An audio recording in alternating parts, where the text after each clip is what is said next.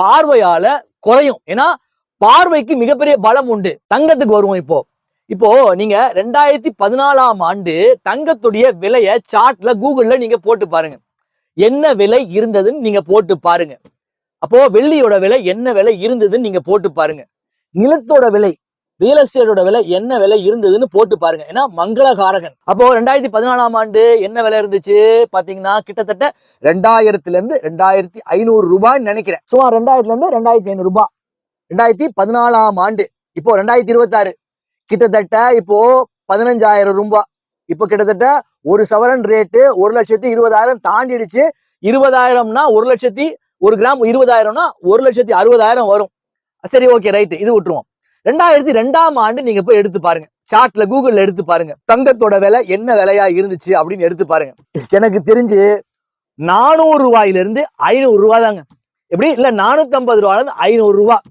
அப்போ எவ்வளவு மடங்கு ஏறி இருக்கு? இப்ப 400 ரூபாய் நீங்க போட்டீங்கன்னா 450 ரூபாய் போட்டீங்கன்னா ஆவரேஜா பாத்தீங்கன்னா 2002ல 450 ரூபாய் வச்சுப்போமே. அப்போ 2014ஆம் ஆண்டு 12 வருஷத்துக்கு ஒரு முறை தான் குரு உச்சமாகறாருன்னு சொல்லிட்டேன் நானு. அப்போ 2014ல 2,500 ரூபான்னு வச்சுக்கோங்க. 2,500 2,600 ரூபாய், 6 மடங்கு, கிட்டத்தட்ட 6 மடங்கு விலை ஏற்றம் ஆகி இருக்கிறது.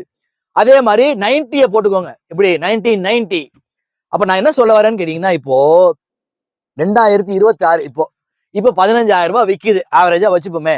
அப்போ 2038ஆம் ஆண்டு அதோட விலை என்னவா இருக்கும்? வெள்ளியோட விலையும் பாத்துக்கோங்க. அதே மாதிரி வெள்ளியோட விலை பாத்துக்கோங்க. 2014ஆம் ஆண்டு ஐ திங்க் 40ல இருந்து 43 ரூபாயில இருந்து 50 ரூபாய்க்குள்ள, 50 ரூபா கூட கிடையாது, 45 ரூபாயில இருந்து 40 ரூபா டு 45 ரூபாய்.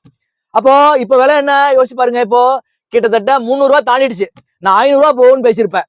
எப்படி இந்த 2026ஆம் ஆண்டு எண்டுக்குள்ள வெள்ளியோட 1 கிராம் விலை 500 ரூபாய் போகும்னு பேசியிருப்பேன். அப்ப அதுவும் 6 மடங்கு கிட்டத்தட்ட ஏறிடுச்சு. அதே போல ஒரு கோச்சாரப்படி இப்போ குரு தான் மங்களகாரகன். குரு தான் இப்போ இப்படி ஜூன் 2ஆம் தேதியில இருந்து அப்பதான் அவர் பயிற்சியாகி மிதுனத்திலிருந்து பயிற்சியாகி வருகிறார்.